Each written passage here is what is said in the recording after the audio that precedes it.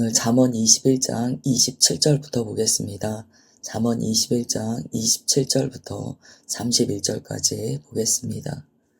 악인의 재물은 본래 가증하거든 하물며 악한 뜻으로 드리는 것이랴. 거짓 증인은 패망하려니와 확실히 들은 사람의 말은 힘이 있느니라. 악인은 자기의 얼굴을 굳게 하나 정직한 자는 자기의 행위를 삼가느니라. 지혜로도 못하고 명철로도 못하고 모략으로도 여호와를 당하지 못하느니라. 싸울 날을 위하여 마병을 예비하거니와 이김은 여호와께 있느니라. 아멘.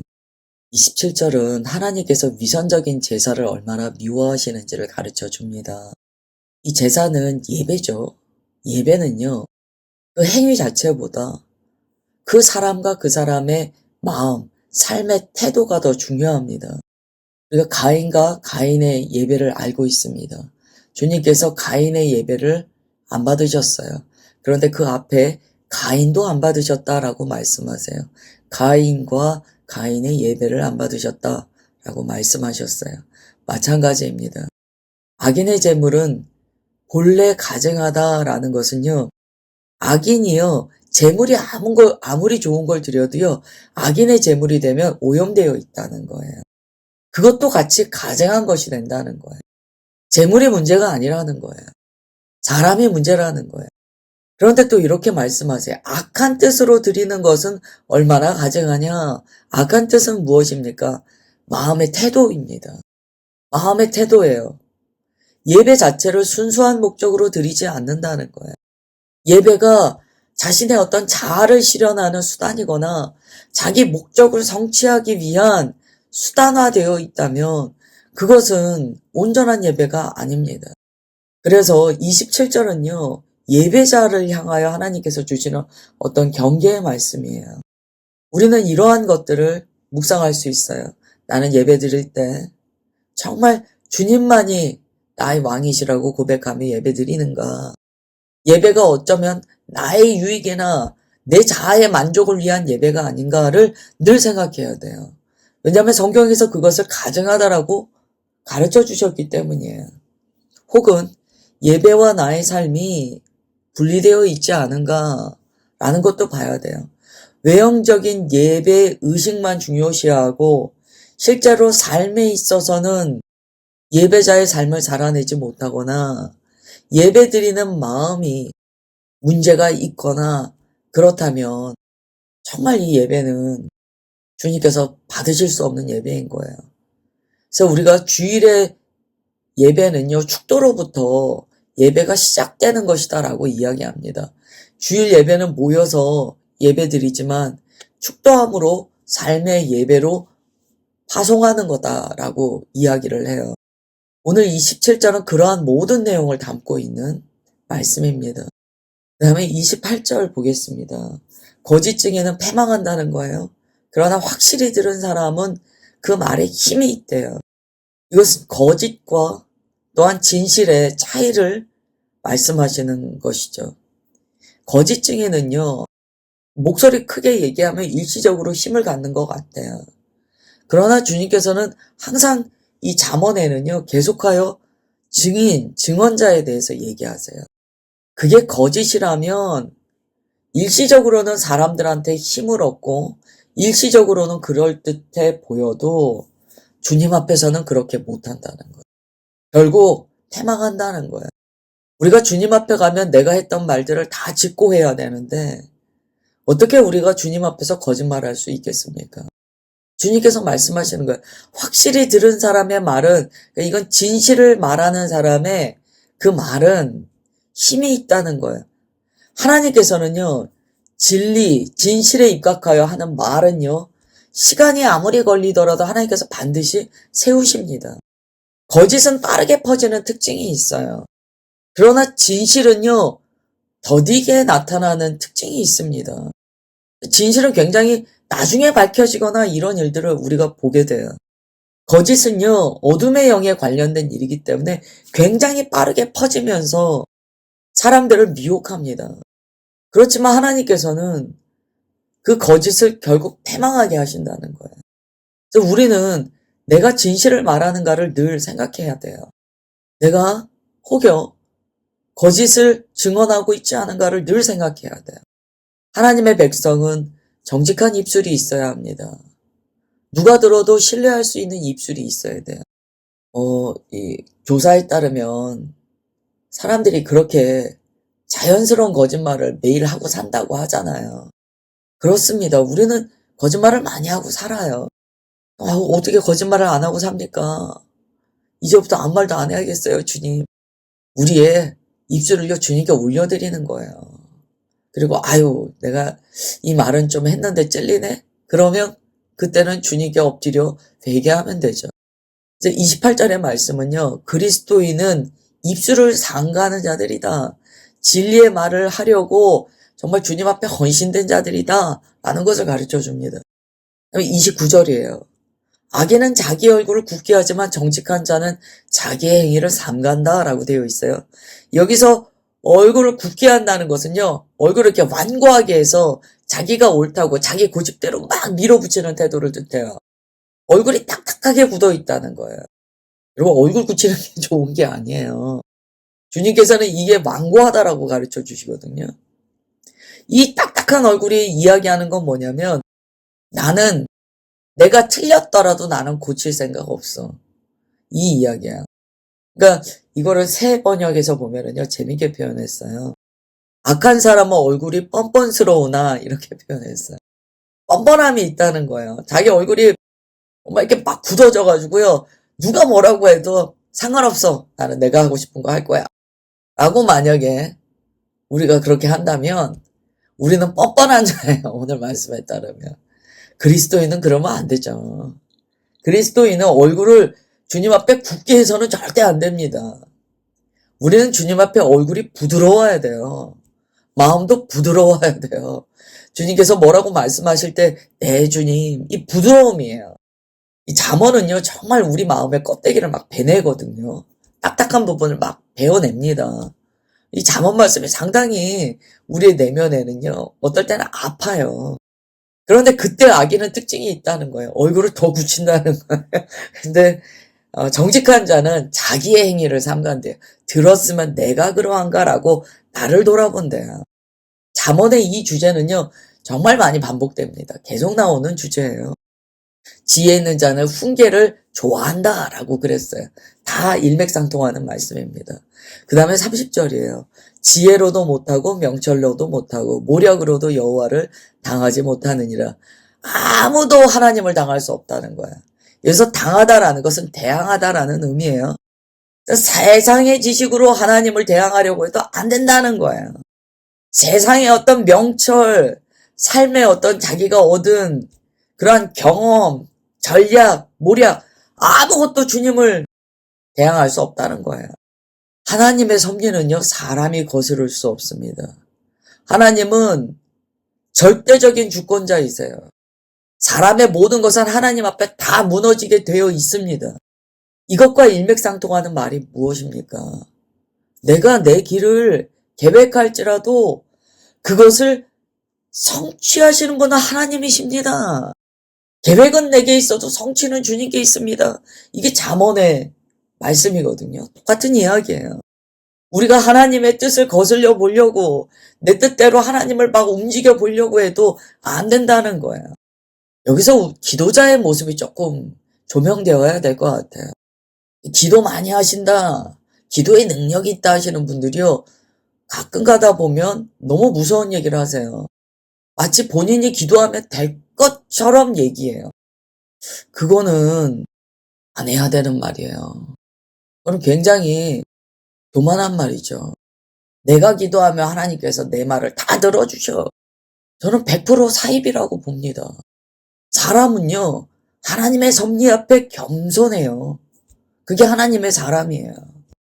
야고보서 4장 15절에 이런 말씀이 있어요. 너희가 도리어 말하기를 주의 뜻이면 우리가 살기도 하고 이것이나 저것을 하리라 할 것이거늘, 이렇게 나와요. 무슨 이야기냐면 하나님의 뜻이라면 우리가 이것도 하고 저것도 합니다 라고 이야기해요. 뭡니까? 모든 주권을 하나님께 올려드리는 거예요. 하나님의 뜻에 순복하는 거예요. 모세는 하나님의 마음을 움직이지 않았습니까? 여러분, 그 장면을 자세히 보세요. 모세가 하나님의 마음을 알아들이는 자예요.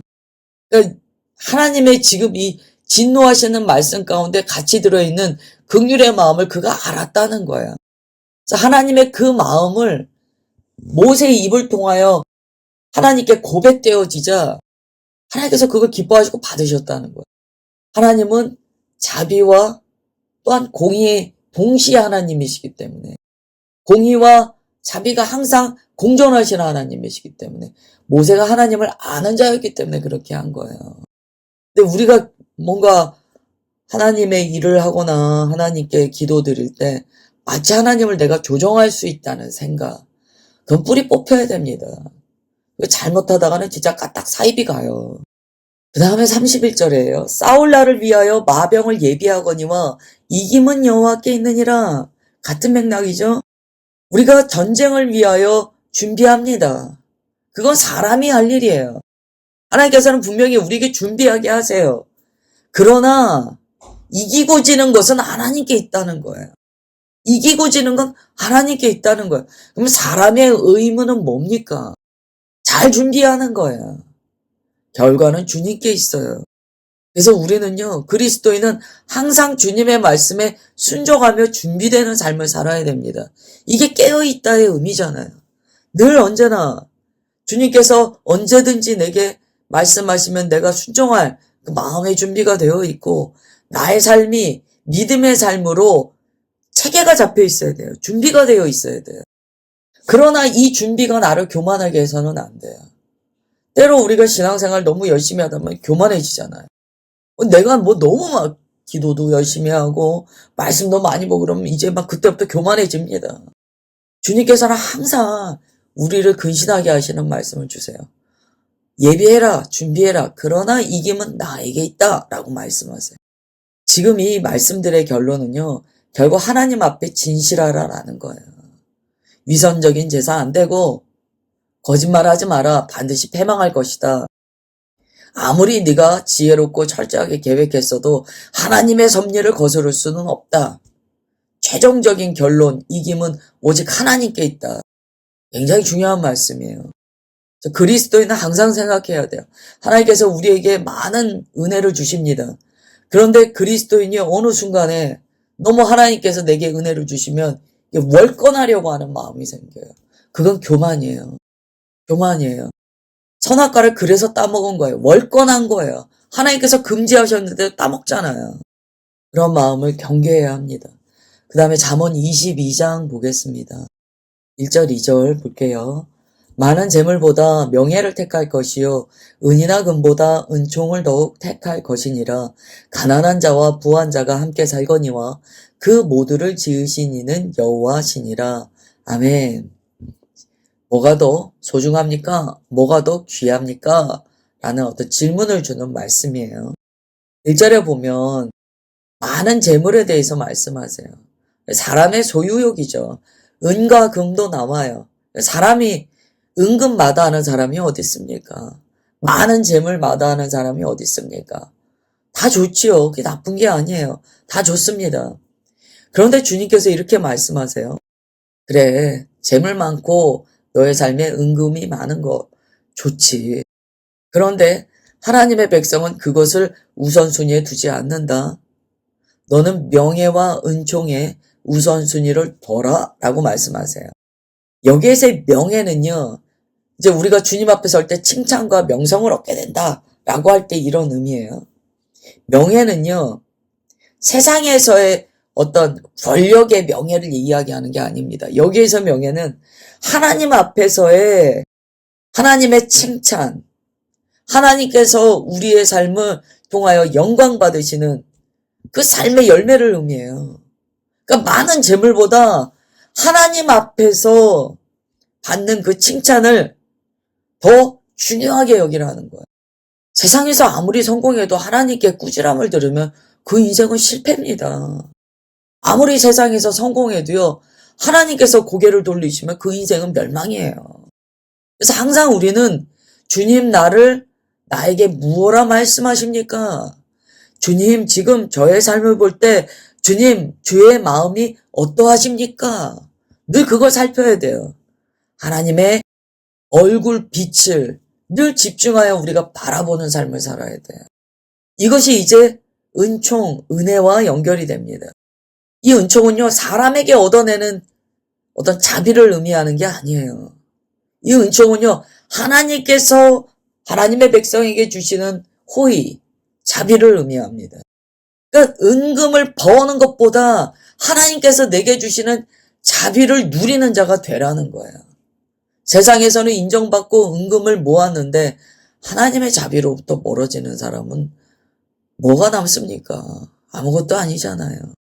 그 다음에 2절이에요.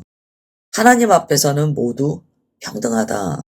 가난한 자와 부한 자가 함께 살거니와 그 모두를 지으신 이는 하나님이시다.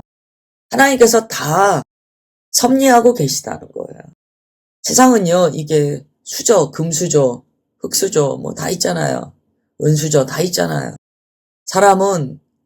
세상은 사람의 이 레벨을 나눕니다. 그 사람의 어떤 재산의 정도, 뭐 학벌, 능력, 배경 이런 거 다 나눠요. 그래서 뭐 심지어 보면 어디 아파트 단지는 어디 학교에만 아이들을 보내요. 옆에 조금 값이 싼 아파트에서 아이들이 오는 거 싫어해요. 학교 내에서도 그런 경계가 있다는 거예요. 어디 아파트 사느냐. 이게 이제 세상에서 벌어지는 일이에요. 주님께서 한마디로 다 정리하셨어요. 가난한 자와 부한 자가 함께 산다. 참 우리 아버지는 어떻게 이렇게 표현을 확실하게 하실까요? 다 함께 살게 만들어 놨다. 왜 함께 살게 만들어 놓으셨습니까? 서로 나누고 도우라고. 서로 사랑하고 이해하라고. 다 그냥 서로 다른 사람들을 다 모아놨다는 거예요. 여러분, 교회도 마찬가지예요. 교회는 이런 사람 저런 사람 다 있죠. 주님께서 다 모아놓으셨어요. 왜 너는 나와 같이 하냐고 막 화낼 일이 아닌 게 주님께서 이렇게 다 모아놓으셨어요. 왜요? 함께 살라고. 하나님께서 오늘 말씀하세요. 함께 살라고 그렇게 모아놓은 거야. 이 모든 것을 누가 지으셨다고 하냐면 하나님께서 지으셨다 그래요. 그가 어떤 사람이든지 다 하나님께서 그를 창조하셨다는 거야. 그래서 2절은요. 하나님의 주권을 인정하라는 결론으로 나아가야 됩니다. 내 눈으로 사람의 가치를 판단해서는 안 돼요. 다 하나님께서 지으신 하나님의 형상을 담은 다 귀한 하나님의 자녀다. 이 마음이 우리에게 꼭 있어야 된다는 거예요. 이 1절과 2절은요. 정말 내 삶에 뭐가 중요한가? 나는 무엇을 최고의 가치로 두는가를 이제 돌아보게 합니다. 1절에서는 정말 우리가 주님 앞에 명성과 칭찬을 얻는 자가 되어야 한다는 것을 가르쳐줘요. 사람의 이 이름값이 있잖아요. 하나님께서 내게 주신 그 하나님의 말씀에 내가 충성되어 살잖아요. 그러면 우리가 주님 앞에 갔을 때 정말 주님과 나밖에 모르는 새 이름을 받습니다. 그 이름의 귀한 가치를 주님으로부터 받게 돼요. 그럼 그걸 오늘 이 아침에 좀 소망하십시오. 소망하십시오. 이 세상에서 인정받는 게 중요한 게 아니고요. 하나님 앞에서 우리는 하나님의 인정을 받아야 돼요. 다음에 3절부터 5절입니다. 슬기로운 자는 재앙을 보면 숨어 피하여도 어리석은 자는 나가다가 해를 받느니라. 겸손과 여호와를 경외함의 보상은 재물과 영광과 생명이니라. 패역한 자의 길에는 가시와 올무가 있거니와 영혼을 지키는 자는 이를 멀리하느니라. 아멘. 슬기로운 자는 재앙을 보면 피한대요. 어리석은 자는요 나간대요. 그래서 해를 받는데요. 이것은요 분별력이에요. 또한 위기를 바라볼 때 명철함이에요. 이거 조심해야 되네. 지혜 있는 자는 안다는 거예요. 우리가 이제 아침에 이렇게 기도하고 하루를 시작할 때요. 주님께서 어떤 날 우리 마음에 딱 주실 때가 있어요. 예, 오늘은 조심해라. 저 같은 경우 조심해라. 조심도 있지만 조심해라. 조신하게 행동해라. 그런 마음을 딱 주실 때가 있어요. 그럴 때는 뭡니까? 주님의 말씀 따라 살펴야 돼요. 오늘은 내가 좀 잘 살펴야겠구나. 그러면 그날은 막 시원하게 말을 하고 싶어도 조금 꿀떡 삼켜야 돼요. 아침에 주님께서 내게 좀 조심하라고 하셨지. 이건 제 경우예요. 조심하라고 하셨지. 그러면 그래야 돼요. 근데 어리석은 자는요, 주님의 말씀을 받지도 않아요. 그리고 왜 그렇게 마음이 담대한지 몰라요. 하면 된다는 거예요. 자기가 할 수 있다는 거예요. 그래서 그렇게 주님께서 오늘 좀 조심하라고 했는데 막 달려가는 거예요. 자기 힘 믿고 가는 거예요. 그런 차이가 있다는 거예요. 이것은 지금 뭐 미래를 예측하는 능력에 대해서 말씀드리는 게 아니에요. 주님의 말씀을 따라 자기의 삶을 얼마나 잘 조정해 나가는가를 말씀하시는 거예요. 믿음은요, 정말 저돌적으로 막 생각 없이 나가는 게 믿음이 아닙니다. 믿음 아니에요. 진짜 믿음은요, 항상 주님께 여쭈어요. 주님, 주님의 말씀에 순종하는 제가 되기 원합니다. 주님 말씀하여 주옵소서. 행여 제가 주님의 뜻에서 벗어난다면 막아주옵소서. 우리가 그렇게 기도하잖아요. 4절은 똑같아요. 겸손과 여호와를 경외하며 보상이 재물과 영광과 생명이니라. 이건 이제 우선순위가 달라요. 우선순위가 달라요. 재물과 영광과 생명을 세상에서도 우리가 얻을 수 있는데 이걸 막 추구했다는 게 아니에요. 하나님께서 그것으로 보상해 주신다는 거예요. 그럼 왜 나는 보상이 안 됩니까? 뭐 이 땅에서 받을 수도 있지만 주님 나라에서 우리가 다 받잖아요. 주권을 주님께 올려드리시기를 축복해요. 5절 패역한 자의 길에는 가시와 올무가 있어요. 이거는 3절과 같은 내용이에요. 지혜로운 자는 멀리한다는 거예요. 네, 오늘 여기까지 보겠습니다. 기도하겠습니다. 하나님, 오늘도 주님의 지혜의 말씀을 받았습니다. 하나님, 참된 예배자의 삶을 어떻게 살아내야 하는가 오늘 말씀을 통하여 우리의 심령 가운데 말씀으로 도전하여 주셔서 감사드립니다. 하나님, 우리의 마음을 주님 앞에 순전하게 변화받도록 주님 앞에 간구합니다. 마음에 딱딱한 영역, 얼굴을 굳히고 있는 영역이 있다면 주님 이 시간 주님의 말씀으로 예수 그리스도의 보혈로 우리를 씻어주시고 부드럽게 하여 주옵소서. 그래서 주께서 주시는 모든 지혜의 말씀이 우리에게 들리우게 하시고 하나님 아버지의 그 뜻이 우리 마음에 깨달아지게 하옵소서. 그래서 주님의 믿음의 말씀을 따라 한 날 한 날 주님의 인도하심을 받는 우리가 되게 하옵소서. 그렇게 역사하여 주시는 것 믿사오며 사랑하는 주 예수 그리스도의 이름으로 기도드리옵나이다. 아멘.